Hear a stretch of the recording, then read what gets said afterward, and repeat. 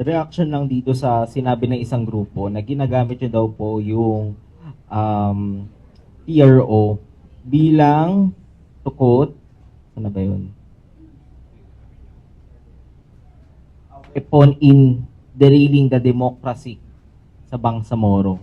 Siguro po maganda rin maitanong natin sa grupong yan kung anong batas ang gagamitin ni COMELEC. Para po masabi po nila sa amin. Kasi kung masasagot nila yung katanungan yun, mukhang tama po siguro sila. Pero sa kasalukuyan po, hindi ba kahit ang Korte Suprema hindi pa alam kung anong batas ang gagamitin? Kaya nga po wala pa siyang desisyon sa kasalukuyan eh. So meaning to say, even that not only the COMELEC is in quandary, the Supreme Court presently is still studying what law is to be used by COMELEC for purposes of the election on October 30. So, sino bang gustong malagay sa ganitong alanganin? Handa naman kami mag-hold ng election na sana.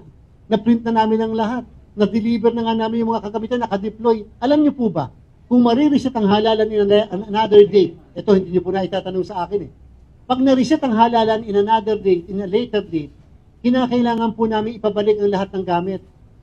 Meron po dapat reverse logistics. Oo. Bakit? Hindi pwede mag-stay yung mga gamit na yan doon sa isang lugar. Oo. Mako-compromise po ang security. Mga machines po yan, balota yung mga naandyan, etc.